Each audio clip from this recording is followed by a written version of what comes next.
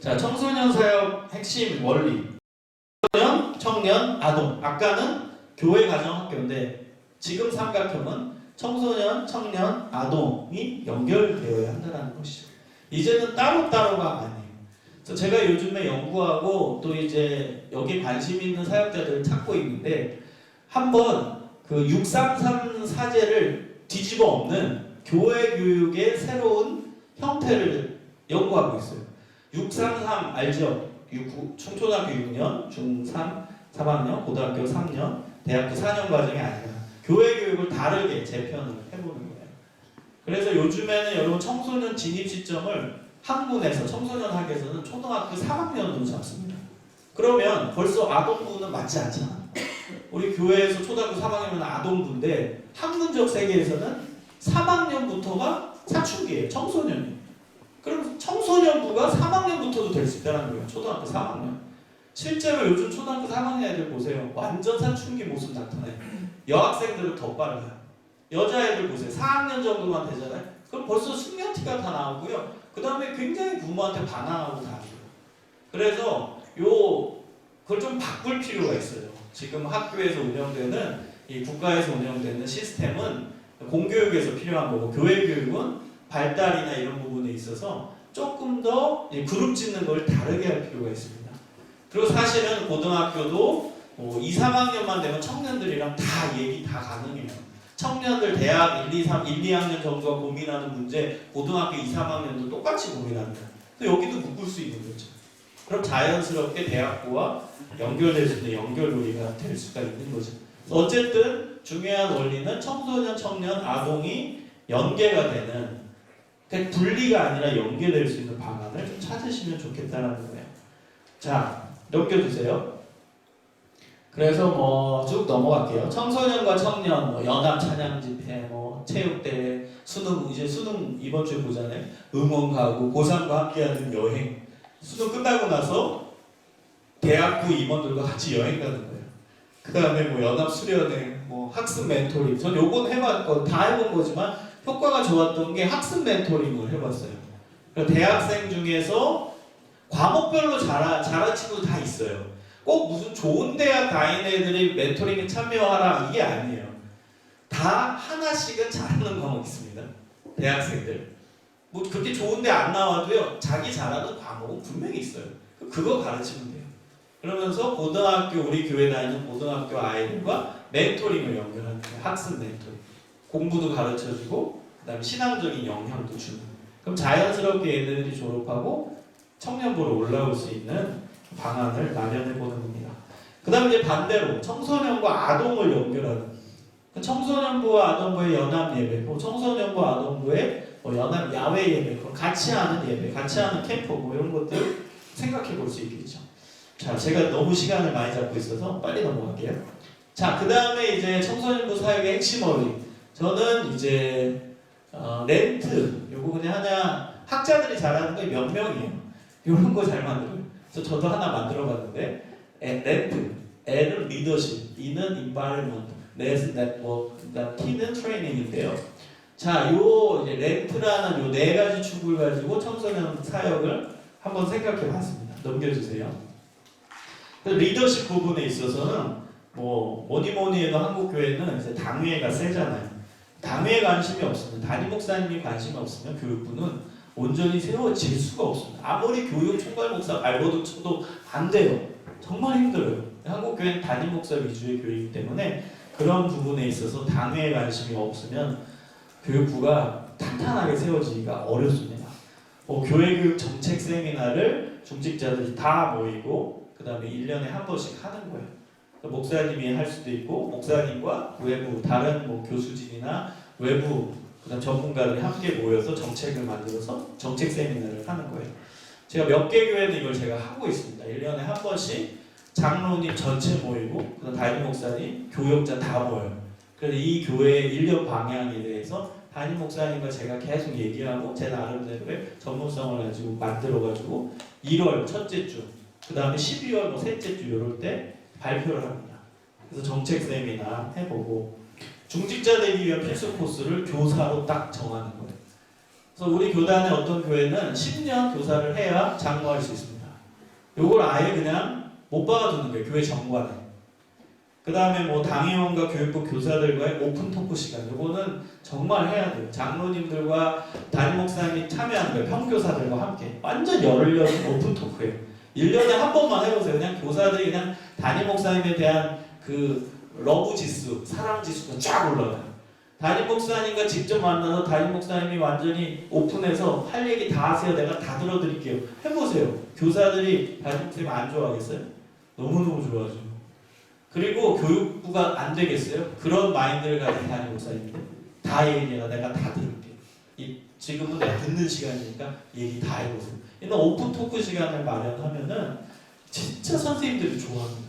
그래서 이것을 하면은 굉장히 좋습니다. 넘겨주세요. 그 다음에 이제 이 부분, 환경에 대한 부분이죠. 이제는 하우가 더 중요한 시대입니다. 애들이 하우에 관심을 많이 가져요. 아까 얘기했듯이 말이 중요한 게 아니라 말의 내용이 중요한 게 아니라 말의 형식이 중요하다. 이제는 외적 형식이 더 중요합니다. 이게 하우예요. 하우. 하우에 해당하는 게 이제 교육 방법, 교육 공학입니다. 이제 아이들 가르치는 것도 방법을 다양하게 해야 됩니다. 그래서 여러분에게 추천을 하면 교육 방법 책을 좀 읽어보세요. 일단 공학은 교육에 대한 환경적인 연구가 공학이에요. 뭐 불의 조도, 그 다음에 온도, 마이크의 상태, 그 다음에 강사의 옷차림, 그 다음에 이제 뭐 강대상의 높이, 이 모든 게 학습자에게 영향 주거든요. 의자의 배치, 의자의 편안함 등등. 이걸 연구하는 게 바로 교육 공학입니다. 환경에 대한 연구. 이 부분에 대해 여러분이 관심을 가지고 좀 전문성을 가질 수 있도록 노력하시면 좋겠습니다. 그리고 1년에 한두 번은 교회 교육 공간을 다 돌아보면서 이 환경을 분석해 보는 거예요. 온도는 어떨지, 그리고 불은 어떤지, 그리고 의자의 위치는 어떤지, 모든 환경의 영향, 아이들의 교육에 영향을 줄 수 있는 모든 교육 공간을 전부 다 이제 분석을 할 수 있으면 좋겠어요. 여러분, 한 명의 전문가보다 10명의 비전문가가 머리를 맞대면 한 명의 전문가보다 훨씬 더 큰 전문성이 나옵니다. 전문가가 없더라도 여러분과 또 여러분 같이 할 수 있는 부장 교사들, 그 다음에 교육, 여기 담임 목사님 계시면 교육부 교육자들 다 같이 한 10명만 머리 맞대면 한 명의 전문가보다 훨씬 더 큰 전문성이 나와요. 그리고 이제 돌아보세요. 교육 공간. 그럼 다 나옵니다. 어떻게 해야 될지. 이건 돈의 문제가 아니라 관심의 문제입니다. 여러분 이거 아세요? 의자 배치만 바꿔도 학습 집중도가 완전 달라진다는 거. 일자로 배치한 것과 야구장 형태로 배치한 것과 공학적으로 보면 완전히 학습 효과가 달라집니다. 이거 돈의 문제가 아니잖아요. 관심의 문제고 아이들 눈높이에 맞는 전문성이 있냐의 문제죠. 이 부분을 연구를 좀 해보면 좋겠어요. 넘기세요.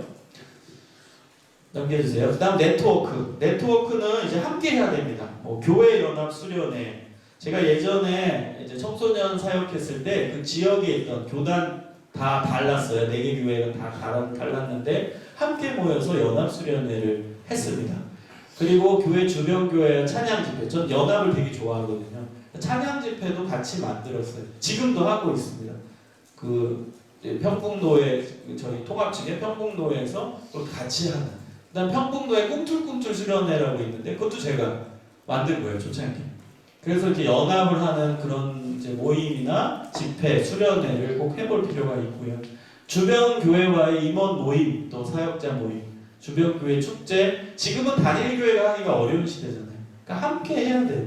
여러분이 서로 주변에 있는 사역자 함께 친해지고 자꾸 모이고 하면 좋을 것 같아요. 자, 마지막입니다. 그 다음에 트레이닝, 이제 훈련입니다. 훈련. 요즘에 뭐 교사가 부족하다 얘기하는데 교사가 부족한 것을 여러분 해결하려면 교육부와 성인사역의 연계 프로그램을 반드시 계획을 해야 돼요. 뭐 이벤트 때만 뭐 교사 헌신 예배 때만 교사 지원 받습니다. 뭐 11월쯤 돼서 이제 교사 내년도 교사 모집합니다. 주보에 나오고 그게 아니에요. 1년 내내 교육부와 성인사역이 연계할 수 있는 프로그램들이 반드시 있어야 자연스럽게 교사로 지원합니다.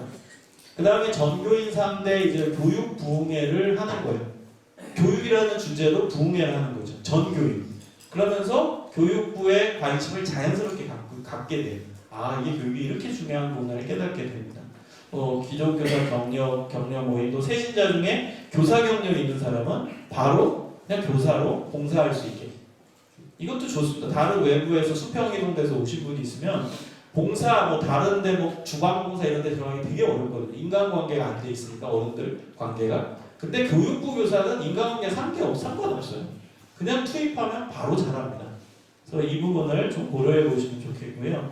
11월쯤 교사의 날을 만들어서 교사봉회를 하고 끝나고 나서 이제 은혜 받았으니까 나갔을 때 각 부스마다 교사 지원을 받는 거예요. 우리 한국교회 성도님들은 은혜를 잘 받으세요. 감사하게.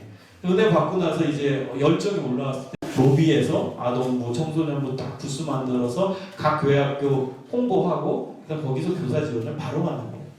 요거는 제가 몇 개 교회를 지금 하고 있는데 괜찮습니다. 한번 해보세요. 너무 좋습니다. 자, 그 다음에 청년교사, 어른교사의 유기적 연합, 완전 노는 모임을 한 두세 번 하는 거예요. 그럼 많이 놀다 보면은 왜 우리 놀기만 하지? 뭔가 해야 되지 않겠어? 그러면서 뭔가 공부하고 싶은 마인드가 들어요. 마음이 들어요. 계속 놀기만 하면은 왜 우리 자꾸 놀리지? 왜 매기지? 왜 영화만 보지? 두려워요. 그 다음에 이제 공부로 연결하면 돼요. 제일 좋은 건 북스터디 모임. 아까 제가 세계 출판사 알려드렸죠.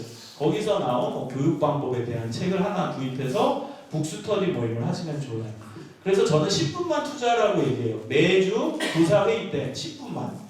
그래서 그 책에 장별로 선생님들이 돌아가면서 요약하는 거예요. 선생님 오늘 1장, 다음 주 2장, 3장, 4장. 그래서 발제하는 거죠. 그리고 질문하고 그럼 딱 5분 발표, 5분 질문. 10분이면은 지속적 교육이 사람을 변화시키는 거예요. 이벤트성으로 1년에 한 번 딱 외부 강사 불러가지고 교사대학 끝냈다, 해치웠다 이러면 교사 안 변합니다. 물론 외부 강사 오는 것도 중요하죠. 근데 그 다음부터는 작은 교육이 지속적으로 계속돼야 돼요. 그게 제일 쉽게 할 수 있는 게 북스터디예요. 교사 회의 때 10분만 투자해서 책을 가지고 발제하면서 하면 좋을 것 같습니다. 교사대학도 다양한 형식으로 세바시 형식으로도 할 수 있고요. 교육부 교육자들이 다 나와서 제가 이것도 어느 교회에서 해본 건데요. 전도사님들을 세워드렸어요. 전도사님들한테 15분 강의를 맡겼어요. 15분은 부담이 적거든요. 1시간 하라면 부담이지만 15분 하라면 부담이 적어요. 근데 엑기스만 하는 거죠. 그리고 전도사님이 잘하는 게 뭐예요? 상담이에요? 뭐예요? 아무거나 얘기해보라고 얘기해요. 그걸로 네이밍만 하면 다 전문적인 수업이 되는 거예요. 나는 얘기하는 거 좋아해요. 그럼 상담이야. 저는 교환 짜는 거 잘해요. 그럼 행정이에요. 이걸 다 만들 수 있어요. 그리고 15분 나와가지고 프로 강연자처럼 제가 했어요. 옷도 딱 제가 정해줬어요. 이런 거 입으면 좋겠다. 그 다음 핀마이크 꽂고 그 다음에 요즘에 쇼 프로그램에서 이런 종이 안 들고 하잖아요. 마분지 같은 거 이런 작은 종이 들고 하잖아요. 그것도 다 만들었어요. 그리고 나서 프로 강연자처럼 요걸 살짝 들고 돌아다니면서 제가 훈련을 시켰어요. 전도사님들. 요 15분 이걸 위해서. 그럼 어떤 효과가 있냐? 일단 자기네 전도사님들이 나오니까 막 여러 같은 박수가 나와요. 야, 유치부 전사님 먼저 나오고 와 우리 전사님이다 막 소리치고 막 박수치고 그 다음 15분 내려가면 아동부 전사님 나와서 강의하면 또 아동부에서 막 응원하고 우리 전도사님이다. 굉장히 재밌습니다. 이거 한번 해보세요. 15분 형태의 세바시 형식의 고사대학 교육부 교육자들을 세워서 그리고 또 교육 방법 환경과 관련된 교육 내용 이런 교육을 저는 많이 했으면 좋겠어요. 교사대학에서 성경 강의, 교사대학에서 교회사 강의 안 했으면 좋겠어요. 이거는 성인 교육에 그냥 묻혀서 하면 돼요. 어른들 대상으로 많이 하잖아요. 제자훈련도 하고 큐티, 묵상법 이런 교육도 계속 하잖아요. 어른들 대상으로. 그럼 교사들도 그 성인 교육에 참여하면 돼요. 교사대학만의 커리큘럼은 저는 교육 방법, 교육 환경, 하우에 대한 교육이어야 된다고 생각해요. 실제적인. 요즘 아이들은 하우가 왓보다 훨씬 중요하니까. 그래서 하우에 대한 교육을 교사대학 때는 그 커리큘럼으로 만들어서 하실 수 있었으면 좋겠습니다. 여러분 이제 전체적으로 제가 말씀을 드렸는데 또 여러분 나름대로 소화하셔서 교회에 좀 적용해 보실 수 있었으면 좋겠습니다. 감사합니다.